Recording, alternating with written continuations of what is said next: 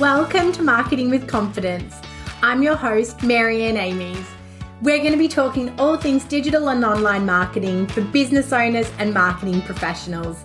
If you've been feeling overwhelmed by your digital marketing, be sure to listen along and you'll hear tips, interviews and more that will give you the confidence to create marketing you love. Welcome back to another episode of Marketing with Confidence. I'm so excited to be joined today by Melissa Pepers, and she's talking about the future-proofing business design. How are you going, Melissa? I'm good. Thank you so much for having me on today. I'm really excited. Marketing and business design are like two halves of a coin, and it's great if we can really show what's possible here as well. Yeah, no, I'm really excited. I know in our little pre-chat, we were sort of seeing all our alignment, which is fantastic, and a lot of shared experiences. So look, to kick off, can you introduce yourself and tell everyone why you're so passionate about business design? Absolutely. So my name's Melissa, and my background is in high-level advertising strategy. I'm working with a lot of sort of household name kind of brands across developing their brands, developing new innovations, that sort of thing. And I noticed over and over again, which I'm sure you experience as well, that when we were creating ideas, there was a big kind of knowledge gap from the owner side around really deeply who were their clients, really deeply why was it that they were selling this. And this is huge organizations, not just small ones as well. And I became really obsessed with that kind of gap. Yeah. And I started pursuing more about competitive strategy, more about business design, because I was like, well, how can I actually help a CEO or a senior leadership team, business owners change that understanding and actually make better decisions around who they're pursuing and why and what with. Yeah. And then that kind of one thing led to another. And now I created Reimaginers as well. Yeah. A good thing probably to start with, though, is the difference between business design and business strategy, because that's new for most people. So business design is a type of business strategy, but it's a different one. So essentially, where business strategy is focused on your operations, your goals, your to-do list, and is concerned with finding the best match for growth within what you're already doing. Business design is much more focused on pivoting the foundation of how you do what you do and who you do it for, and is concerned with expansion into new territories. Yeah. So as an example, in a separate sort of side project, nothing to do with my main business, I'm exploring setting up a passion project podcast. Yeah. And in approaching my own business design for that podcast, I've set up 3 strategies that's really focused on being a big expander. So one of this is around how we get our podcast out to new audiences beyond just who we sort of bring in.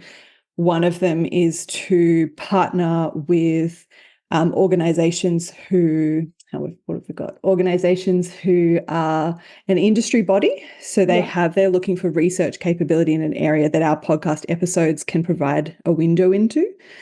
Another, as a partnership sponsor, is someone who is a company selling something in that space. Yeah.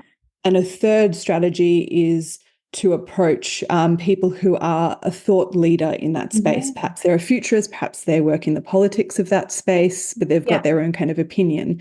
So there are 3 completely different partnership opportunities. They all tick the box partnership, but we're going to actually explore which one is most valuable to us and who are we most valuable for. And you can see how many different doors that will open for us just by approaching that, compared to like who our guests are or trying to get someone to like pay for ad space or something like that.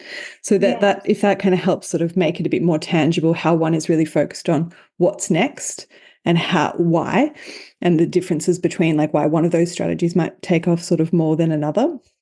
But another thing as well is we do see in conventional business strategy that you have that kind of 80-page to-do list from hell that comes out, this sort of massive document.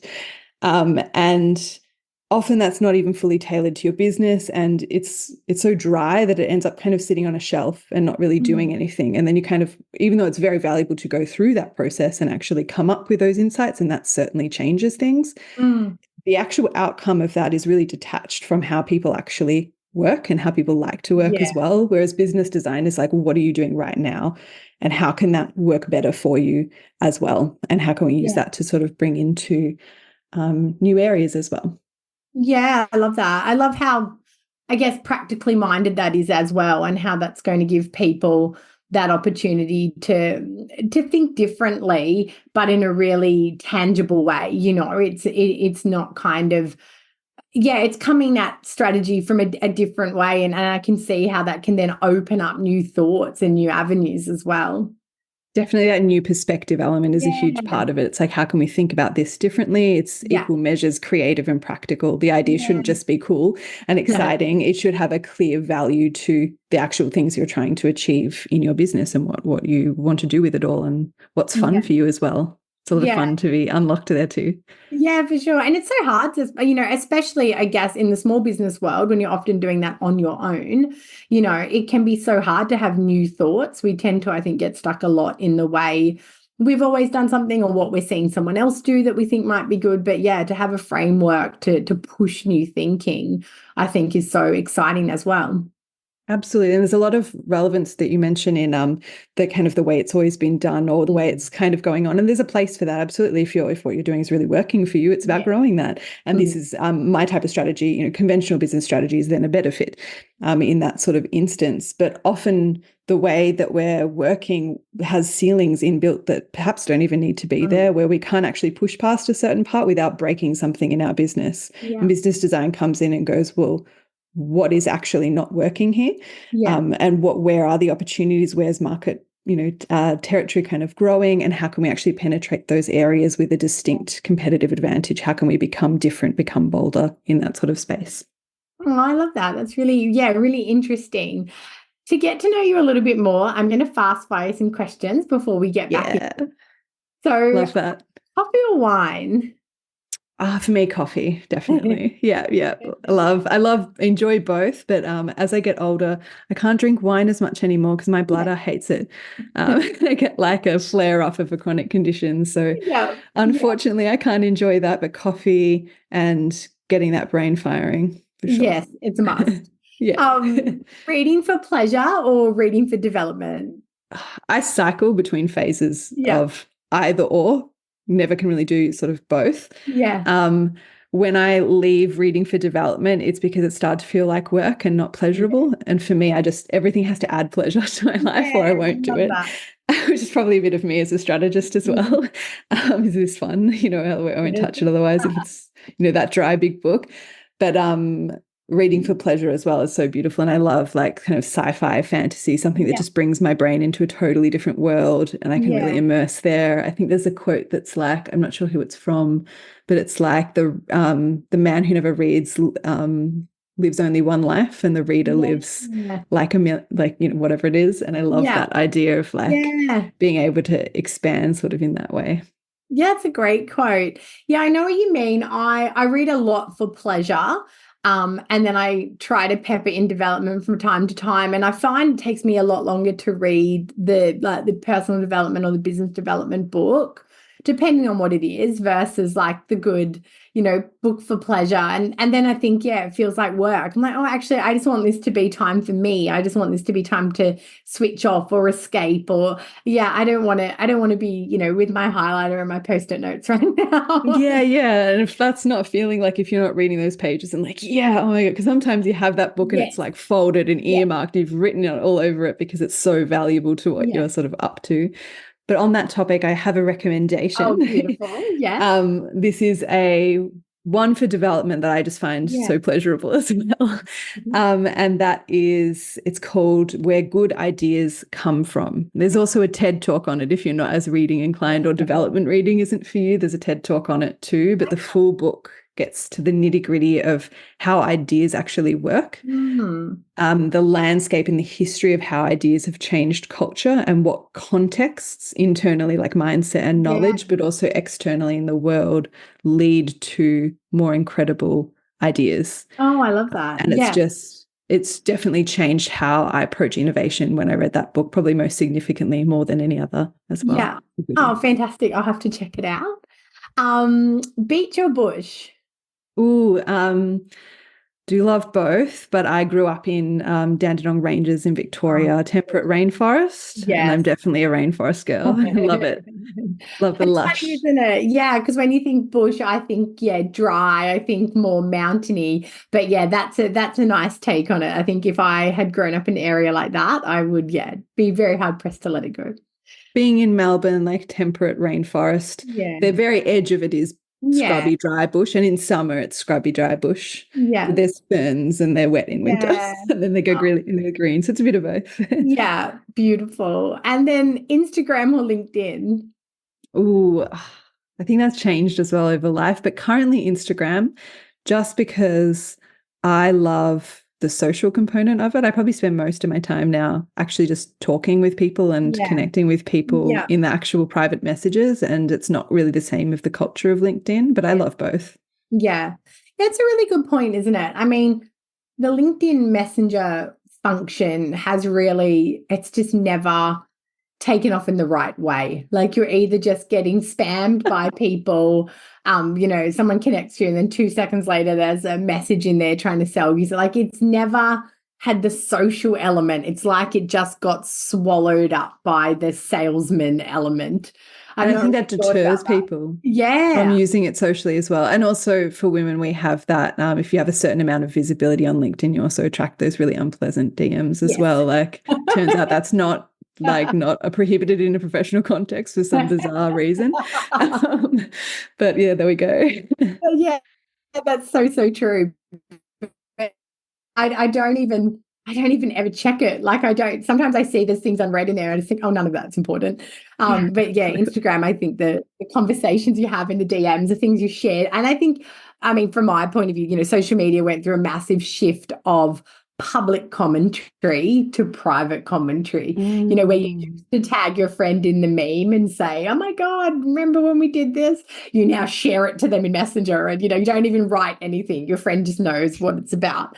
I think we've taken, a lot of that conversation off the public front end. And we have a lot of clients, oh, nobody comments on my post. Nobody. It's like, yeah, but that's shifted, that a lot of that engagement has shifted. And we've got to look at the saves. We have to look at the DMs, the shares, those sorts of things. And I think, yeah, Mm. it is really It's those actually channels kind of have shifted. interesting because Instagram, just from the strategy side, Instagram has more tracking ability on what's called like dark engagement or dark communication. So if you think of Yeah, like making a campaign on WhatsApp, you can't track it at all. You can yeah, track outcomes. I mean, it is yeah, trackable. You can track outcomes, but there's a big yeah, gap in between putting something out there and then what happens as a yeah, result. But Instagram, there is actually those proxies of saves and DMs yeah, and exactly. shares that really, well, not DMs, shares that allow you to sort of connect those two at scale. So you don't have to like Yeah. Yes. give too much detail or get too caught up in it as well, which is pretty powerful. Someone saving something, I think that's a really powerful Yes. insight that they're finding that useful, that they want to come back to it. Correct. Correct. And I think Instagram sees it as a huge signal, like shares, like sharing something from what you've posted to someone else's messenger or actually saving it. They're actually given more weight as signals than likes and comments now. And I think because again, they recognize that, as you said, that dark engagement, that sort of engagement that's not out in the open, there's so much more of that. Be interesting to see if more ideas and like from the marketing side Yeah. actually come out in that space as well. It's less relevant to where I am in my Yeah. part of strategy, but I definitely see it and see that Yeah. changing over time. It makes sense. It's just more intimate the more we've had our time of globalization, and there's a Exactly. And place then for we that. realized it was all out in the open for everyone to see, and now we've Yeah. pulled back. Now it's like, oh, actually, real relationships are still what Yeah. business is based on. Yeah, It's yeah, real humans exactly buying right. things. Yeah. So true. So look, I would obviously love to launch into understanding a bit more about, what you do and so I wanted to start by asking, when it comes to things like launching new ideas and that innovation piece for sure, where do you see businesses fall down?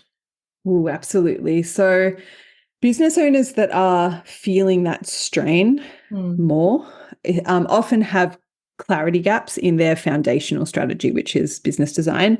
So it's usually a mix of, and people are sort of at different levels of this mix, of not fully knowing who you're targeting at a really deep level. Like part of my background is in behavioral economics, the science behind like how we make decisions, and really understanding that. And not just kind of building a persona and being like, oh, Sally's soccer mum has these behaviors, but no one actually meets that level of specificity, or all those insights are not relevant to how or why people are, purchasing the products.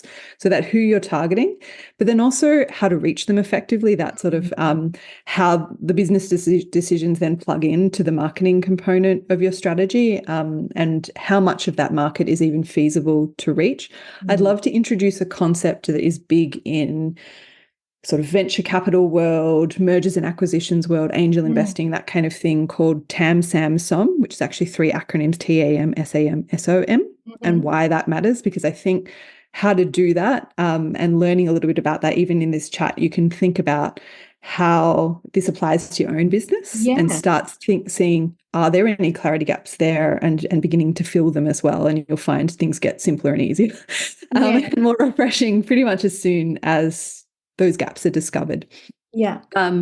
So essentially TAM, if you imagine like 3 circles, one in, each one inside the other, TAM is the big circle, total addressable market. And it refers to how much is actually possible to, how many people are out there that could feasibly ever buy something like what you do. Just out there, that sort of biggest ceiling. Then one stage in, you have SAM, which is service available market. And that's like, how much can I access with my current business model? How can I actually penetrate that? How much of that total? Because you can't have everyone. You're not the only, potentially not the only one in the space. Even if you are, there's many reasons about your business model that may not be possible to actually access everyone. Like, what's that gap look like? And then smaller again, you have what's called the service obtainable market. And that's, with my current business strategy and its feasible limitations, what actually happens? And it's often heaps less again. So as an example, perhaps you are a subscription menstrual product company. So parts of your business are unique, other parts are not. Very, playing into a lot of great trends, a lot of possibilities there. As far as you are knowing and growing, there's a lot of opportunity kind of out there. And as you may have defined your target market in terms of your own strategy done to date, whether it's with or without strategy support, you might have defined it as you are selling to corporate offices. So they'll stock them in their bathrooms for employees, guests, etc. And then that's sort of as far as you've got beyond that day-to-day working on your business or working in your business. At that point, for so many businesses, large, small, it becomes a murkier process as to how they're actually going to do that, what these relationships are between these sort of 3 circular areas. And business design also understands that, as well as those gaps, not all customers are created equal, even within your target market. So we actually view target market as having like a central wallet out group that are highly primed to buy, and then a wider group who also buy for the same reasons, but are much less, it might not be the right time for them. They may have just bought something a lot, many different sort of factors as to why their yes isn't as good or isn't as likely as other yeses in that same sort of market. So for the TAM, SAM, SOM in this example, TAM is, and I'm just making spitballing some things right now, say you're an Australian business. So how many office buildings are there in Australia? That's your first sort of overall thing that you're looking at. And there's numerous ways to get this type of data, and it is so valuable to see what that upper ceiling is. I cannot tell you how many CEOs and business owners looking to begin some kind of new business or a pivot to a new area, and they realize at this first point that they might have been pursuing the wrong target market. Just by actually exploring how this ceiling looks, and they might be like, oh, that's not actually what I thought I was doing. Even though they're an expert in what they do, and they're not wrong about it having potential, there's that misalignment between how they were going to pursue the potential and thought of it and what's actually desirable and feasible and attractive. And there's also much more angles to consider at that level, like, you can kind of go in many different directions, like how many toilets are in those buildings that people who menstruate use. what data is available, what data can I get and what can't I? Yeah. Do I need to do some tests around that? And already you can see some offices that might be better to approach first than others. Mm. So larger buildings that also have lots of female employees Yeah. and toilets sort of in Yeah. them are more valuable to you. So your customers aren't all equally valuable, Yeah. even within your target market. And you're also not equally valuable sort of to all of them. Maybe they don't use menstrual products. You sell Yeah. in favor of period undies or whatever else it might be. And a lot of those, as I mentioned before, those marketing persona activities can really create false impressions around Mm. that sort of overall level, and that can slow down growth. Yeah. So SAM is the next one, which is how many, you were kind of asking this example, how many of this total number of offices can your current business model actually get as a customer, the way that you work? So Yeah. perhaps you only have a manufacturer that can make so many products at once. Perhaps your sales team is just you. Yeah. You can only reach so many offices at once. So based on all of what is actually available Yeah. to you, how big is that market now? Obviously smaller. Yeah. And that's where people suddenly realize, and many discover, that there isn't enough customers in their total possible market to make an attractive or sustainable business, perhaps Yeah. beyond 3 years or beyond a certain sort of milestone, Yeah. or without changing the foundations of their business Yeah. in some significant way. And once again, it's just this question process. Like, you can ask this, thinking of what's my equivalent in my business of these sorts of questions, and already that will help you kind of Yeah. identify. It's just such a great tool. And you Yeah. can search TAM, SAM, SOM online as well. There's probably some other questions out there that you can kind of find, but it just gives you that idea sort of those gaps. And obviously, as I've said, once you discover those gaps, they're now visible. That's actually an exciting thing, because it means you can act on them. Everyone has different gaps, different weaknesses. It's the level of awareness you have of them that's important, because that's when you can mitigate them. Like, that's all. It's just that sort of perspective shift there. Yeah. So SOM, that mini circle in the middle, which really does pay, is the only one that pays the bills. Yeah. And that's working out how much of that SAM number you can realistically capture in a given time frame. And this is a game changer. You think that they're going to be the same, but say you could manufacture on demand, so that was no problem for your subscription business, but the constraint was getting in the door. So maybe there's 100 of these really good, attractive offices in your city. So you're going to start there first. Yeah. But it turns out that for every 20 you reach out to or access with your marketing, maybe only 5 become a customer. So your SOM is actually 25% of that SAM. And suddenly that makes everything a little bit different again. Do you want to change your strategy? Are you really happy with that? You might find, actually, no, that's awesome. That's better than I thought. That happens too. That happens a lot. Yeah. But if it's not that case, then it's like, that's once again a big signal that foundational strategy needs a shift to be more attractive sort of to you, and gets you thinking about how you sort of pull those different levers in your business as well. Trying to think, by this point, if you've followed this process, you should know that the outcomes you seek are really feasible, attractive, worth pursuing. You should feel that clarity between where you're at, who your target audience is, and why your offering is actually going to penetrate that relative to other offerings that are out there, even the customer DIYing it as well. And not only does business design have proven frameworks for making those decisions, like TAM, SAM, SOM, but it also goes further to look at how your business brings that to life as well. Thinking of the podcast example, it's like having those strategies, even without knowing the specifics or anything about it. It's like a school of life kind of thing. But it's pretty obvious that if I go out and do those 3 things, those 3 different outreach strategies, they're going to work. They're probably all going to work for me, and to different degrees. But the specific outcome I want is clearly guaranteed on the other side. Yeah. Yeah. And how I've built those strategies are aligned to my TAM, SAM, SOM, and how that sort of works as well.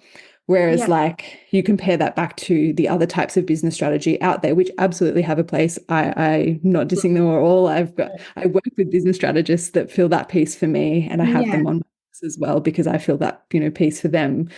But that bloated to-do list is so often riddled when the business owner they're working with hasn't filled those gaps or doesn't have strong foundational strategy to give them, that's totally beyond their control. So often that list then comes back and it's got leaps of faith, missing steps, capability gaps, has nothing to do with the strategist. Strategist is brilliant. They've done the best that they can. Same with the marketing strategy or brand strategist. But it's all these points of failure that actually are really predictable at the deeper sort of glance. And we really want to look at how that, to have multiple pathways with the level of clarity I described, but also Mm. understanding exactly where you're going in that sort of overall space, and just having that and working through that gives so much value. It's one of those things, maybe you can just do it like once a year or something. Yeah. And, just tap into that sort of space for you. Where am I going? How am I kind of getting there as well? But to me, that's the number one place businesses fall down. And it literally brought me to doing what I love and loving it so much as well, because Yeah. the wins are often really easy. It's just like, Yeah. oh, I didn't even know that was happening. And that happens to me too. It's not Yeah. like about being blind or not being good at business or, Yeah. so many owners out there, we get it. We either end up where we are through being a practitioner of a certain skill, Mm. or because an opportunity kind of comes out of the blue and we Yeah. test something out and it takes off. Like, it's a very normal thing for a CEO to end up in the position that they're in just through that kind of experimentation process. Like, no one really, beyond business design, no one really teaches you fully how to become a CEO, even in an MBA or that kind of Yeah, thing. no. So it's very, very normal to have those gaps and not know, Yeah. because we don't get really taught that anywhere else. So, it's nice to have that opportunity and that sort Yeah. of availability of frameworks to get you there. I mean, what I find so interesting in that is that business to business, there could be such small tweaks needed to mitigate such huge loss, or there could be, completely different ideas that would come to light through that process of being able to say, well, actually, if we change our service model to this, then, then our second circle actually becomes so much closer to to the total available. And isn't that exciting? Like, I think that there would be so much critical problem solving and ideas generation that you could do out of that exercise alone without going down the path, I guess, of testing and failing or testing and learning, and saving yourself time as well, in that you don't get to market and then go, oh, hang on, why isn't it working? Why aren't we getting sales? Why aren't we and I think that that's really, really insightful and such a huge opportunity for businesses to take advantage of as well. Absolutely. Like, the spaghetti on a wall, it's what we all do otherwise. And it works. Sometimes the first spaghetti we throw is like wildly successful. And then it's just about growing. And once again, that's the operation. That's the other type of business strategy for you. But like, overall, that's a really slow and stressful way to grow when an alternative exists. And it's like, literally, with the kinds of foundational insights, once you work them out, they don't really change. Yeah. You're sweet at that point. You've got it. Like, you're designing your own business. Then it's more about like, how do we get to the next new thing? How do we step into perhaps a totally new segment or a totally new biggest circle as well? Like, it becomes more about excitement and growth and adding abundance instead of like that initial stress. Once you get it right once, it's pretty much sweet. Unless everything kind of changes, but that's where those 3 strategies come into place as well. Because then you're at least diversifying. And if something like the pandemic comes along and you're a bricks and mortar business, it's okay because you actually have multiple strategies supporting you getting there as well. There's that kind of angle. Yeah, which makes sense as well. And I think it's always interesting, and we don't often have the opportunity, but to look at not just bigger business, but, I know that you said sort of like it's a venture capital kind of framework, to look at. It applies to everyone, though. It's just it never, because of the cost and where that knowledge kind of comes from, it's only ever been in those realms beforehand. So I went and learnt it, and they literally work exactly the same, sometimes better on small businesses, because small businesses are way more agile. Oh, 100%. There's way more that they can access. So I remember working, the very first time I applied my methodology was to a friend who'd opened a cafe, and it was dead. It was turning over $2,000 a week. It was like a major loss. Yeah.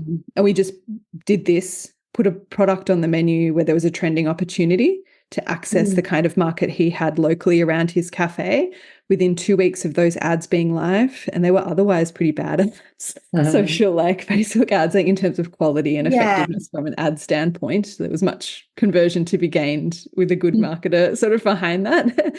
But essentially, in that 2 weeks of that being live, he had on the weekends, he had an hour line wait out the door. Wow. People had driven for 3 hours to be there.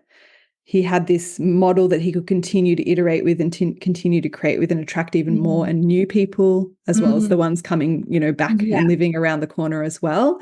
And 2 years later, 15 grand of his weekly income is still attributable to that strategy. Like, that's the kind of potential, as you mentioned before, it's like the little tweak. Yeah. It's on the menu. And do it a bit like this so that we've got that unique way. Huge impact. They're not all like that amazing. That's a huge story, like 28 grand a week, 2 weeks later. But that's the best case sort of scenario. But there is a lot of wins to be made there. And often the stuff that's hard isn't related to you not doing a good job or not knowing what you're doing. It's just removing those roadblocks that you didn't realize were there, that are a bit hidden in that process as well. And that's what we do here. And I mean, it's that mix of like strategic problem solving, creativity. Like, it's such a lovely intersection between those two things as well, because as we said, it will help generate new ideas and new perspectives to be able to move forward with. Absolutely. You want some fun in it as well, like make your day interesting and exciting. And if you're a bit bored about your product, there are some exceptions, emergency services, that sort of thing. But if you're a bit bored with your product, why would your customer buy it as well? Like, that's more, you can probably speak to that a lot more than me as well, but it matters. Like, it matters that we have that you need delight. to be excited. 100%. I guess, what sort of skills do you think people need then for these outcomes? What's the toolkit they need to build? Yeah, absolutely. So for me, this one is like part skill, part mindset, part decision making. But the analogy I love to give for this skill is you're an archer. I think I did archery once in high school. I think you're an archer and you've got that bullseye far away, right? And that bullseye is your outcome. If your arrow is like 1 millimeter off at alignment, when it gets to the bullseye, it's way off. This applies a lot in this type of thinking sort of that we've been talking about. And I mentioned earlier around, so I would call it like execution strategy, or those 3 different strategic initiatives, and then bringing it out what we do. So, we have those 3 podcast strategies for outreach. Then there's also, Marianne as well, the marketing component of then how we actually communicate that. That's when I hand over to you or the client heads to you with the right knowledge sort of in place.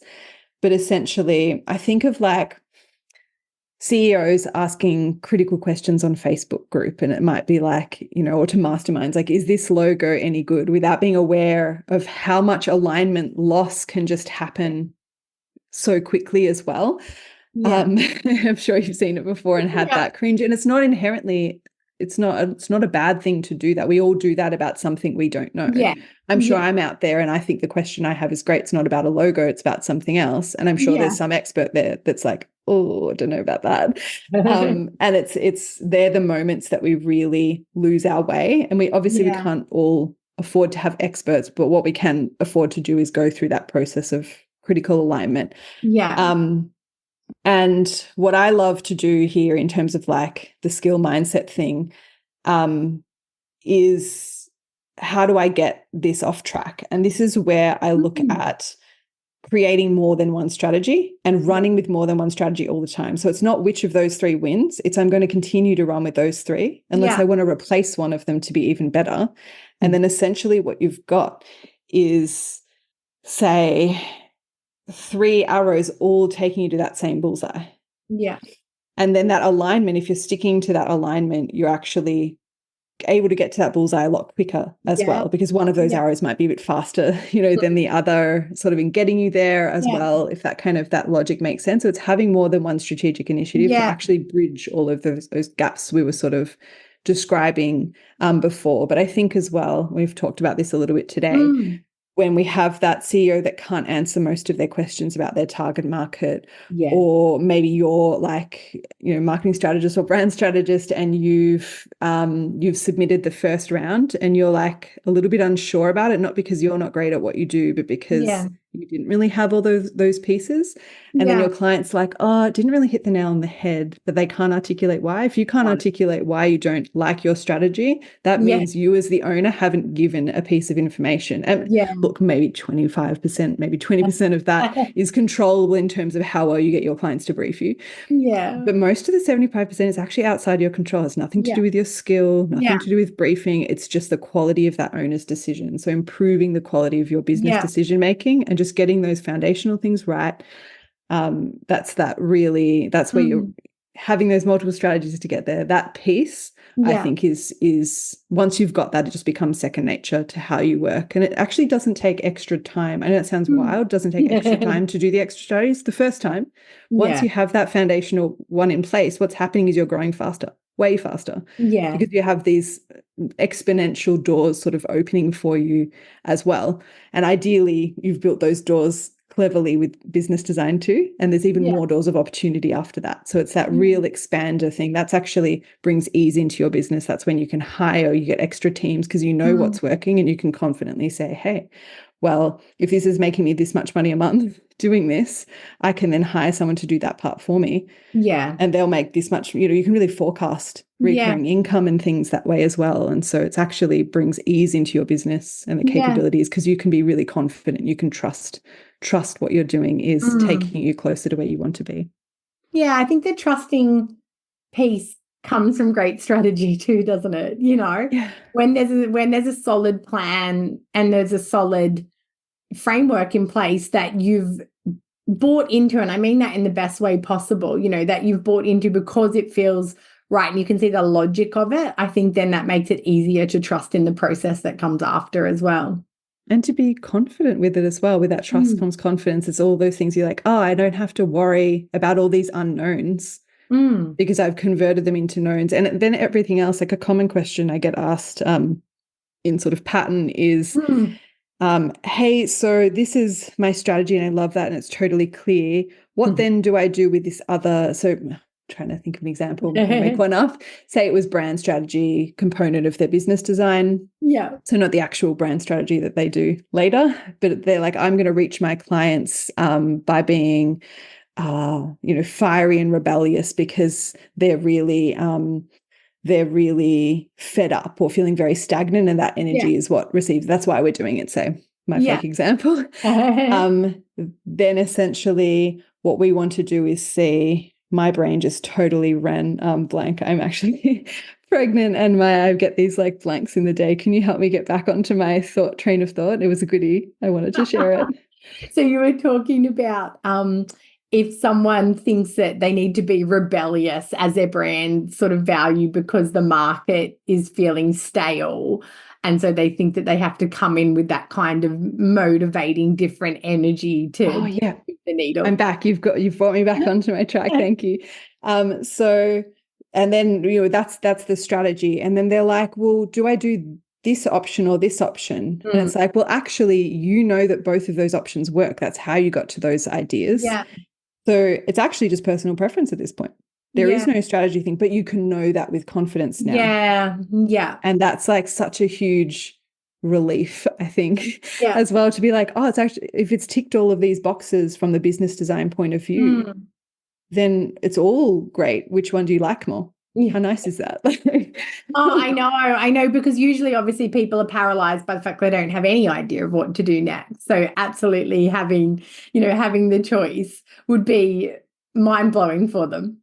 And at that point, if you then go out and put it out on Facebook, which do you like more, as long as it's to your, to your actual target audience, and some disclaimers there. I'm not encouraging this as a way of getting good strategy, but like when you put it out there, maybe you put it out in a survey to your own audience or something. Yeah. Once again, it's like what's exciting people the most. Yeah. Maybe you test both and see which is higher conversion, or you once again pass it on to marketing and see what ideas they've got. Yeah. And how to bring more heat and fire. But it's so easy to all be on the same page. It's so easy to be confident and then playful because you know what you need to do. And once you tick that, it's kind of like, how far do you want to take it? Free reign. Yeah, no, I love that. Look, to wrap up, what are you, I guess, and you've given so many top tips. What are your top tips for business owners looking to leverage business design, especially with that growth mindset in place? Yeah, absolutely. So in terms of like that the one takeaway beyond go out and like get a notepad and listen to the episode again and do it for your own business. But essentially ask yourself what would make it's back to that target market piece around that's not everyone's equal. This is a really important one as well. What would make my audience say yes to paying me for my product or service more than any alternative, including the DIY, if that's true for your business? And I want you to push yourself to get an answer that's a no-brainer. Where it's like, no crap. Of course they would hire me for that or buy this from me compared to anything else to get that really good answer. That's like making sure that the business design of your actual offering has that wow factor, which we haven't spoken about as much. That matters as well. Like we've talked about the everything between that and the customer buying, but actually matters what you're selling them as well. Even if you're selling it really well. And not just, quality or some other kind of fluffy answer that technically, yes, I want. It's got to be a no-brainer. Your audience has to be like, shut up and take my money. When can this happen for me? But that isn't the magic part of this. It's a really important question. And you should have a strong answer to that if you want your business to be easy, essentially, or comparatively easy. If you want your hard stuff to be about growth and how do I make more money, or I'm stressed because I'm so busy. That's the part, that's the friction we want to be having instead. But the magic is actually the next question you ask after this. Why is that answer the no-brainer yes for this group of people? That is where you find your foundational insights as well. And if you pull on that thread and the possibilities that kind of unfold there and the discoveries there, that will take you through all those unexpected doors. That's the kind of engine coming from you through all of this stuff we've talked about. Ideally to very exciting and profitable and fun. To sail off into the sunset. yeah, absolutely. Like see a colour you've never seen before that, you're the first person to. Who knows? These are some wild promises, but if you're going to achieve that hallucinogenic experience, a pathway like this is probably the one that brought you there. It's fantastic, Melissa. Like it's such a different, I know again, in our pre-chat, we talked about, what you do is a different form of strategy, and it really is. I think, when you were kind of talking then, I was thinking about, the very, very small business owner who maybe has a product and then Kmart rips it off and they're devastated that Kmart's ripped them off, and it's the end of everything. And really it never is, because what Kmart's offering and the person that's going to buy from Kmart and why can still be very different. Yes, the total available market has that person and your person in it. So yes, your market is smaller, but the person that's going to buy from you and the why, and I love that bit about your wow and the wow that you're giving them is probably something Kmart can't touch in a million years. And, absolutely. Knowing all those parts, you're not going to have that freak out that this is end of days. I think I can see how it's so applicable to businesses at every scale, at every size. Absolutely. Like it's something that's just ideally one day will just be part of the way that we do business and taking away a lot of those headaches that don't, need to be there as well. Like, spread it around. But just there is actually so many possibilities in business design for how to build competitive advantage, how to build that niche, especially ways that bigger players also be in your total area or service obtainable or, whichever level it is. Should those larger players be there so that you're actually able to pursue a different market or a segment that they can't touch? And by the time that you then get big enough, following this crazy strategy that enabled you to access something no one else was, by that point you've actually got some resilience sort of built in there. And those multiple strategies as well, small businesses, that gives you resilience. If you had all your eggs in that basket and then Kmart did take it and it was in the same audience, it's totally like illegal. Shouldn't be, if presuming that copyright, etc. But it happens. Like we see it all the time with, Shein and Temu and all of those ripping off ideas all the time. And you might have put so much work into that and they've used an AI to like make 50 related sort of versions of the same thing, and that sucks. It shouldn't be that way. But at the same time, some of those realities are in business, and if you've got that resilience, it turns it from something that can cripple how you make your income or just make you like crush your soul and make you give up on the whole thing, which is also really awful. Yeah. Suddenly it's like, that's an annoying thing, but actually it's kind of showing me that I'm on the right path. Yeah. But I've Yeah. got all these other opportunities helping me down that right path as well. So I'm all Yeah, right, you totally. know? And the agility, like it comes back to that agility and leaning into the strengths as a small business that you have, that the others don't. Absolutely. And there's so much that can be explored there as well. I love it. Oh, One for another day. yeah, I know. I feel like you go for more and more. Like it's been such a wonderful chat. Thank you so much. Thank you for sharing, so generously and such deep insights as well. I know I've got so much food for thought, I want to go away and think about and I, yeah, I probably would talk to you more as well because I think there's so much opportunity in this space and especially with that bigger thinking, that different thinking, it's the cliche of thinking outside the square, but I think there is, just so much potential that's untapped. Absolutely. And it's the potential in everyone you work with as well. Like I kind of coming full circle to the very beginning of our conversation, marketing is really the other side of the business design coin. If all of those questions are in place, then it's like, okay, now we need to get it out there. And if you've made those decisions really well, like if I'm thinking of like the customer of mine that has a marketing team versus doesn't on whatever level, whether employed, whether outsourced, the results that they get from their marketing team at that point of changing the decisions is nuts. It's nuts. Like that's where the money actually flows into the bank account versus being a plan of something I now need to do, which is what kind of happens is it leaves my desk and kind of enters yours. But you get so much more out of every aspect of your business in terms of ease and effectiveness and all those things as well. Like there's a very like flow on kind of effect there.